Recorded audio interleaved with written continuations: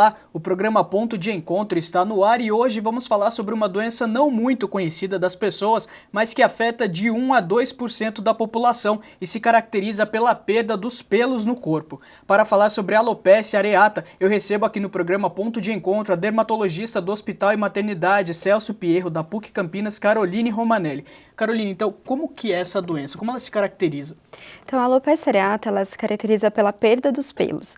E ela é mais comum acontecer no couro cabeludo, mas ela pode acontecer em qualquer região do corpo.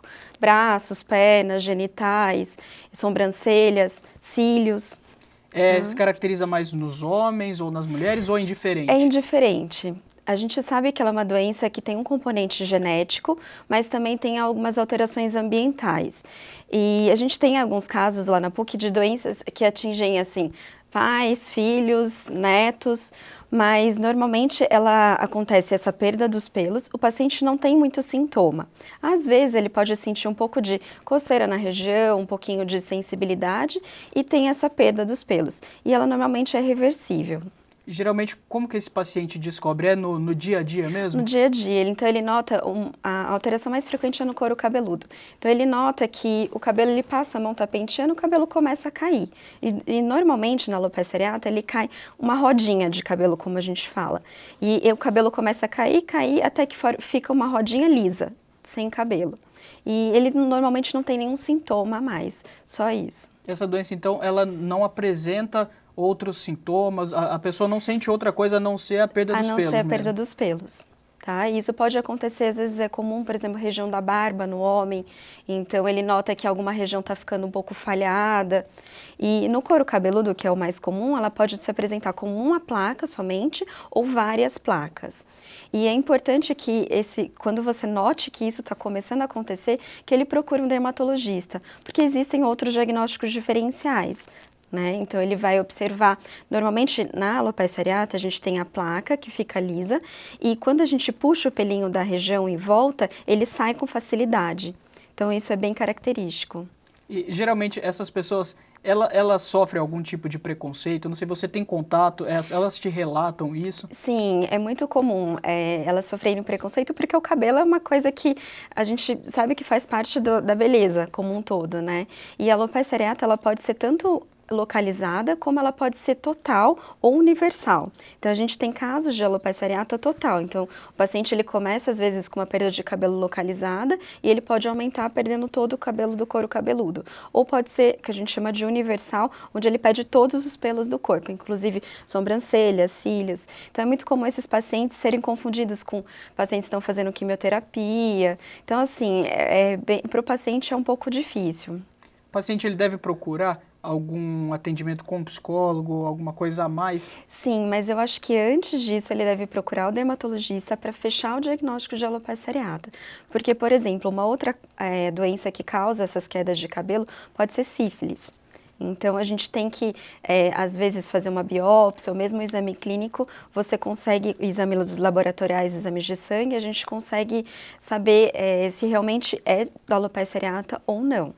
E só consegue saber mesmo fechando esse diagnóstico para eliminar outras hipóteses. Isso, então assim, a primeira coisa que ele tem que fazer é fechar o diagnóstico. É alopecia areata? Então assim, a gente sabe que todas essas doenças, elas estão relacionadas com o estresse, né? Então é sempre importante falar para o paciente que não é o estresse que causa a doença, mas ele pode agravar. E não é o estresse do dia a dia, é um estresse que a gente fala importante, assim, perda de um parente, uma cirurgia grave, uma infecção grave, outras doenças autoimunes, como problemas de tireoide, diabetes. Então, tudo isso pode agravar a doença. Então, é importante que ele vá ao dermatologista para fechar o diagnóstico de alopecia areata e depois, se ele tiver algum estresse concomitante, sim, daí a parte do psicólogo, isso pode auxiliar no tratamento. E essa doença, ela não atinge, de repente, pessoas um pouco mais velhas, por se tratar dessa questão do estresse? Pode ser jovem, pessoa mais velha? Pode ser jovem, criança pode ter alopecia areata. E é comum, assim, criança que tem a doença, se você começa essa doença muito cedo, na infância, o prognóstico dela a gente sabe que é pior. Então, assim, crianças de 5, 6 anos que começam com a alopecia areata, a gente sabe que isso vai ser recidivante. Então, assim, a gente pode tratar, volta o cabelo, mas depois de 1, 2 anos, pode cair de novo. Então a gente sabe que quanto mais cedo acontece, mais o prognóstico ele é pior. Quem tem essa doença convive normalmente com ela, não tem nenhum sintoma que ela vai ter mais pra frente, é só mesmo a perda dos pelos. Só mesmo a perda dos pelos. Mas é muito importante, como ela tem essa relação com outros tipos de doença, principalmente as autoimunes, então assim, quem tem diabetes, ou quem tem problema de tireoide, de repente ao longo da vida tem um descontrole dessas doenças, isso pode causar alopecia areata. Então, ela teve, por exemplo, com 10 anos de idade, uma rodinha de cabelo que caiu. E depois de um tempo, ela volta a ter a doença, então a gente tem que pesquisar se ela não tem alguma doença que está agravando esse quadro. E a falta de pelos pode trazer alguma outra doença, já que é uma proteção, de uma certa forma, do nosso corpo ou não? Não, assim, o que pode, geralmente nesses casos de alopecia total, né, que cai todo o pelo do couro cabeludo ou universal, o couro cabeludo, a gente sabe que o pelo é uma proteção. Então, os pacientes devem ter cuidados com o sol, porque ele pode causar uma queimadura solar no couro cabeludo, deve usar chapéus, proteger só a região, mas nenhuma outra doença. Tá, então, a principal dica que você deixa para as pessoas, então, é procurar mesmo um dermatologista? Sim, porque existem outros diagnósticos diferenciais com relação a essa doença. A gente sabe que a alopecia areata, ela é classificada como uma doença autoimune. O que é isso? Eu costumo explicar que assim, a gente tem um mecanismo de defesa do corpo que combate uma bactéria, um vírus.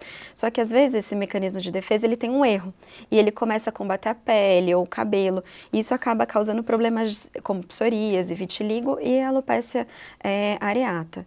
Então assim, a alopecia areata ela pode estar ligada a outras doenças autoimunes. Então é bem importante você visitar o dermatologista para triar essas outras doenças, para fechar realmente o seu diagnóstico.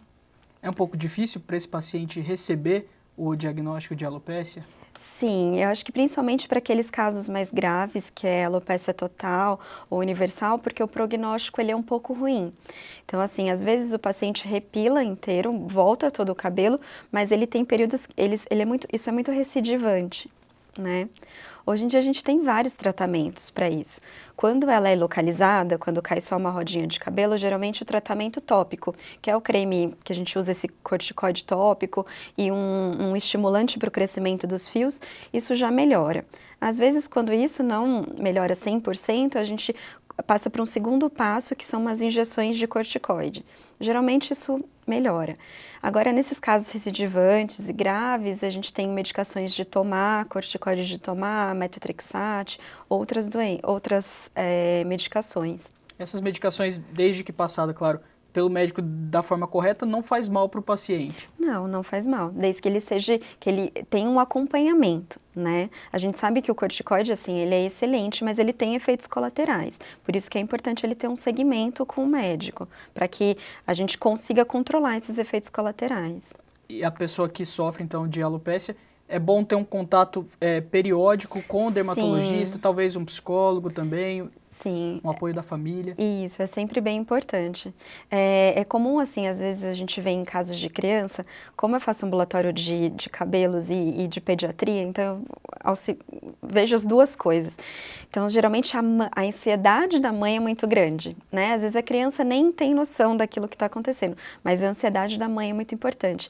Então, nesses casos, principalmente de crianças, é importante que a mãe também faça o acompanhamento psicológico junto com a criança. E existem alguns grupos de apoio também, né, que são muito importantes, Sim, existem grupos de apoio aos pacientes, existem grupos no Facebook, como por exemplo a Alopecia Areata Brasil, que é um grupo de apoio para os pacientes mesmo, onde eles relatam, eu fiz isso, eles dão os depoimentos deles, né, eu acho que isso é muito bom para as outras pessoas. E existem grupos de apoio também que fazem reuniões anuais, mensais, em todo o Brasil. Então, é bem importante, assim, às vezes o paciente sente que aquilo acontece só com ele, mas quando ele consegue compartilhar com as outras pessoas, eu acho que isso é bem importante, assim, para ele, né, para o psicológico dele. Doutora Caroline, tem alguma alternativa para as pessoas que têm essa doença e querem melhorar o visual, que não se sentem bem, né, sem os pelos? Sim, normalmente a gente avisa para o paciente que às vezes essas alterações são recidivantes, então o paciente pode melhorar, mas daqui a um ano cai de novo, ou às vezes quando a alteração é muito grave e o tratamento é muito demorado, ele pode lançar mão de artifícios cosméticos, que a gente fala, que assim são as perucas. Antigamente a gente falava de perucas, hoje em dia a gente fala de próteses. Então, hoje em dia existem essas próteses, que são como perucas, que são feitas, são muito delicadas e que quase não aparentam que são perucas. Então, é muito comum, às vezes, esses modelos que têm alguma alteração do cabelo usarem. E, assim, fica muito inaparente. E é uma coisa, assim, bem importante para essas pacientes, que às vezes isso melhora muito a autoestima. Outra coisa que existe, quem tem perda de sobrancelha, a gente pode ter essas próteses de sobrancelha, que são como se fossem uns adesivos muito fininhos, que tem pelos naturais, que você cola na região e fica quase inaparente. Além disso, para áreas localizadas, a gente sabe que quando o pelo ele volta a crescer, ele nasce branco, e depois ele vai voltando à pigmentação normal. Então, quando esse pelinho tá branco, às vezes mesmo de longe, mesmo tendo pelo, parece que não tem nada. Então, a gente lança a mão de rímel, igual rímel de cílio, a gente tem uns rímels maiores, que eles têm uma duração maior, então o paciente passa naquele pelinho branco e isso acaba escondendo um pouco. E existem próteses localizadas também, que são áreas como se fosse essas próteses de uma peruca grande, só que pequenininha, que ele pode colar naquela região e disfarçar. Então, acho que isso, assim, para o paciente que tem, que às vezes quer ir em um evento ou quer fazer alguma coisa que não quer aparentar, isso acho que é bem, assim, importante. E ele consegue ficar mais calmo para conseguir fazer todo o tratamento. Ajuda muito na questão da autoestima, né? Ajuda muito. E a gente sabe que, assim, hoje em dia são coisas muito bem feitas. Lógico que a diferença entre uma peruca normal e essas, que são essas próteses, é o custo, né? Então, uma peruca normal custa, assim, uns R$250, enquanto essas próteses variam até R$2.500, R$3.000. Mas, assim, acho que isso é bem importante. Bom, tá certo. Então, eu agradeço a sua presença aqui no Obrigada. programa Ponto de Encontro. E a gente estava falando de grupos de apoio. Eu vou chamar agora uma entrevista da Rafaela Ribeiro com a doutora Enilda Borges. Ela tem um grupo de apoio para pessoas que sofrem de alopecia areata em São Paulo. E na volta dessa entrevista, eu vou receber aqui duas ex-alunas da Faculdade de Jornalismo da PUC Campinas que lançaram um livro sobre o tema. Isso mesmo, Alessandra, a doutora Enilde Costa, ela tem o grupo AAGAPE, que é o Grupo de Apoio aos Pacientes com Alopecia Areata, há 11 anos. Doutora, muito obrigada pela sua participação. Eu queria que você começasse falando por que você decidiu abrir esse grupo de apoio. Bem, eu acompanhava esses pacientes com alopecia areata no ambulatório do Departamento de Dermatologia da Escola Paulista de Medicina, Unifesp, e percebíamos que o grande problema desses pacientes não era só o tratamento clínico, o tratamento dermatológico, mas o quanto essa doença mexia com as relações sociais, com a parte psicológica, uma grande dificuldade de lidar com essa questão. Como que é a dinâmica do grupo, doutora? As pessoas chegam, procuram, como que vocês trabalham com esse paciente, familiar, amigos, dos pacientes que têm a alopecia areata? Muitas pessoas são encaminhadas pelos seus próprios médicos, de ambulatórios públicos ou de consultórios particulares. As pessoas chegam, são acolhidas, se apresentam, e a gente sempre tem alguns espaços para que essas pessoas compartilhem as suas experiências, contem, se quiserem, as suas experiências com a alopecia areata, ouçam outras pessoas que já passaram por essas experiências. Isso é uma das partes da reunião. Outra parte é tirarmos dúvidas. As pessoas sempre trazem muitas dúvidas sobre a doença, é uma doença pouco conhecida.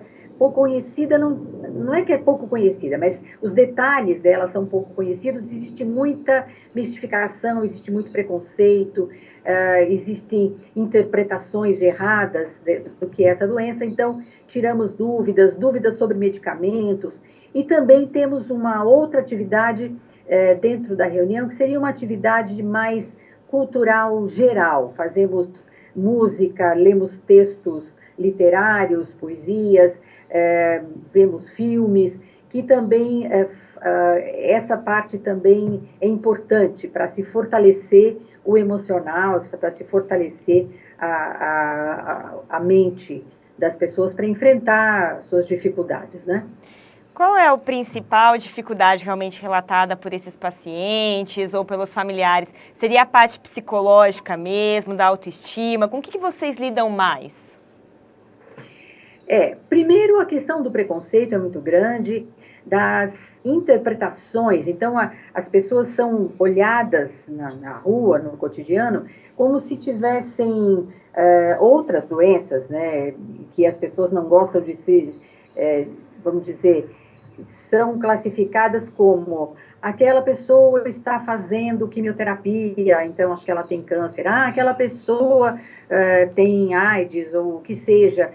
Não importa, né? Qualquer doença é doença, mas é sempre um comportamento de discriminação, de pena, inclusive, são olhados, né, no seu cotidiano com um olhar que eles não gostariam de receber, né?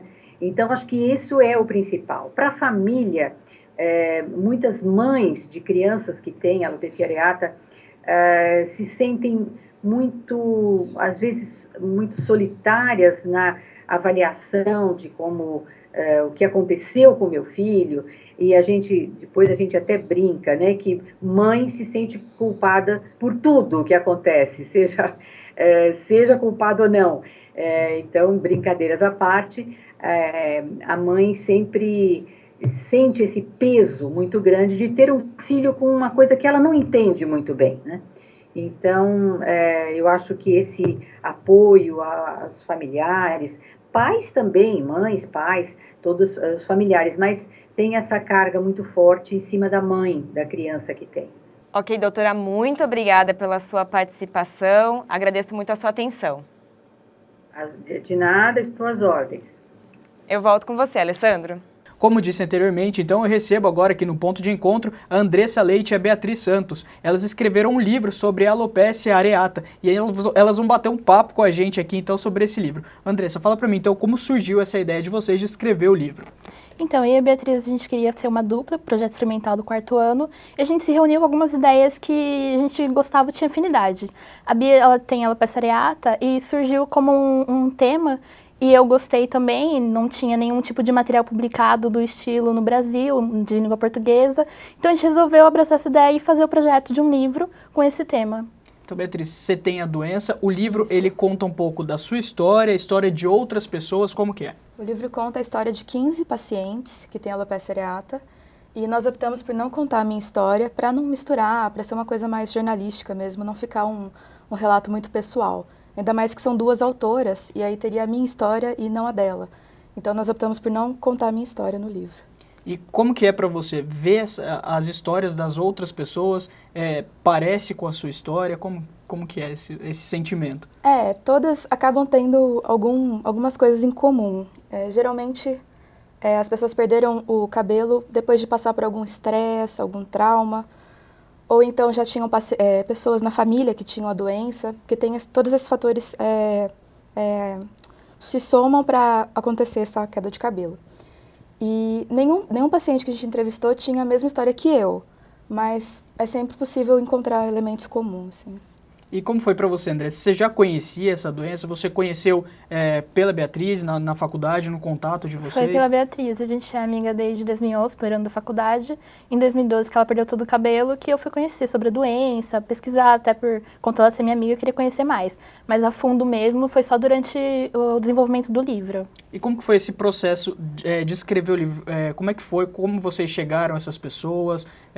Conta pra gente como foi esse processo. A Beatriz, ela participa de um grupo de apoio em São Paulo, então ela já tinha bastante contato com pacientes, com médicos, familiares dos pacientes. Então até foi fácil pra gente conseguir as pessoas que estavam dispostas a falar sobre isso no livro, porque elas mesmas não têm contato com nenhum material do tipo. Então a gente marcava encontros em lugares que elas sentiam à vontade, batíamos um papo, uma conversa, fazia entrevista e nós dividimos as pessoas para fazer os perfis no livro. E Beatriz, conta um pouquinho pra gente então da sua história, como foi que você descobriu a doença, como foi esse processo todo? Tá, eu descobri a doença em 2008, eu fui ao salão de beleza fazer uma escova, acho, e aí tinha uma falha no meu cabelo, mais ou menos de uns 5 centímetros de diâmetro, assim, redonda. Aí eu fui numa dermatologista e fiquei sabendo que era alopecia areata, não conhecia, nunca tinha ouvido falar. Aí fiz o tratamento com corticoide, que é a coisa mais comum que se usa, é corticoide. Meu cabelo voltou. Só que depois disso começou até a cair um pouquinho, aí tratava, crescia, caía mais um pouquinho. E assim foi durante alguns anos. Até 2012, janeiro de 2012, que caiu tudo. Mais ou menos em 15 dias caiu todo o meu cabelo. Que eu ainda tinha, dava para disfarçar as falhas e tal, mas em 15 dias caiu tudo. E é engraçado, porque meus colegas da faculdade me conheceram com cabelo. Aí depois de algum tempo eu comecei a vir de lenço, só em algumas partes. Depois já comecei a vir de lenço sem cabelo nenhum, eles ficaram achando que eu estava doente e tal.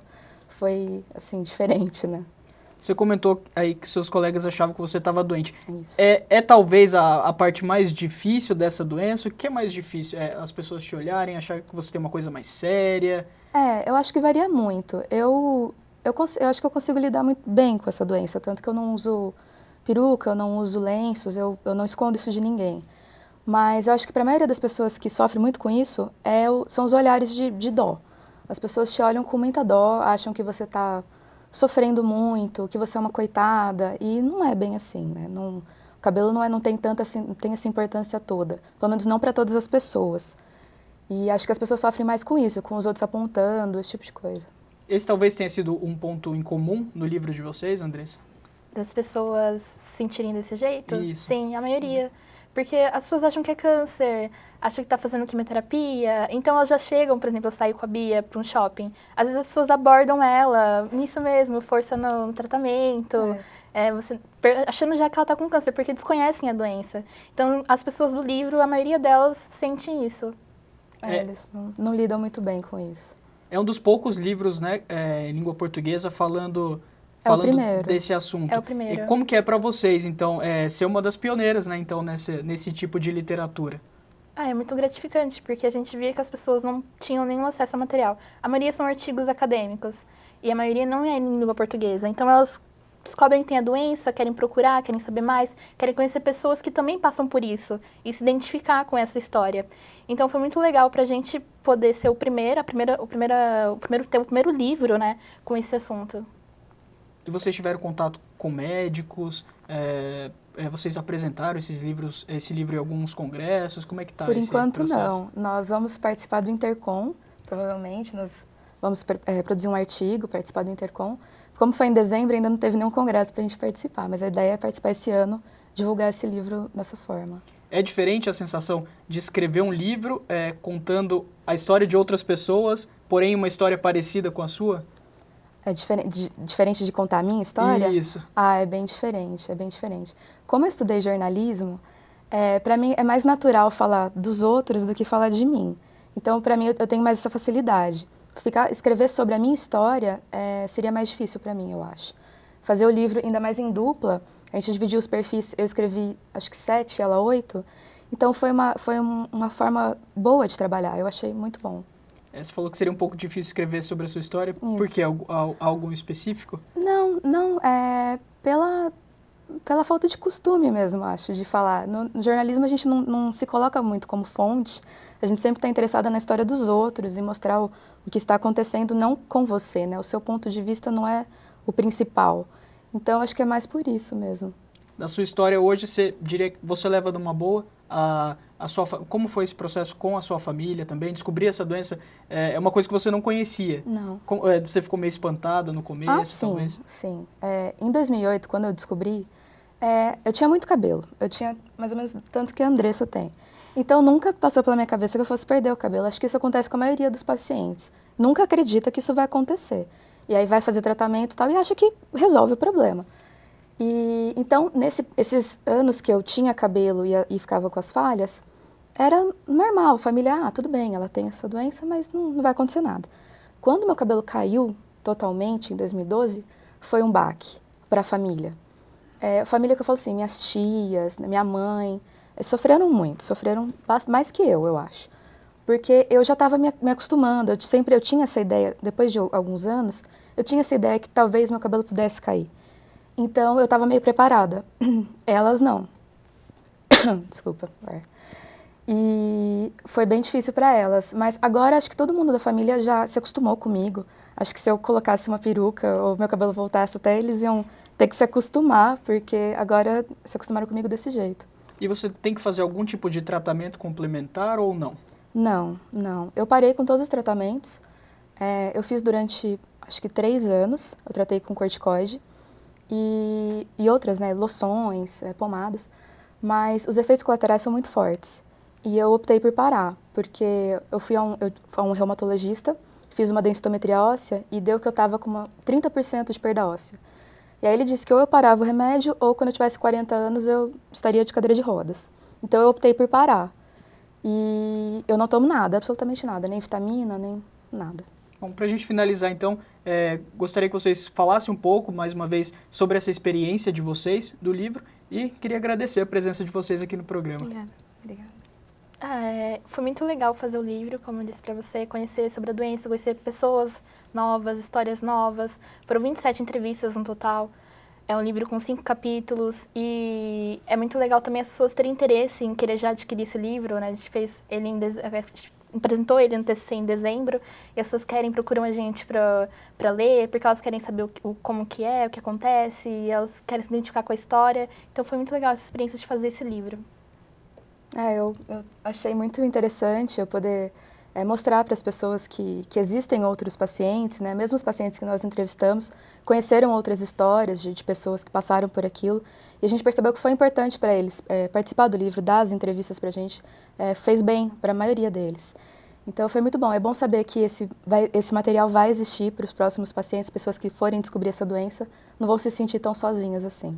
Porque além dos pacientes, entrevistamos também médicos, então tem informações úteis sobre tratamentos, sobre a questão psicológica da doença, como que afeta crianças e adolescentes.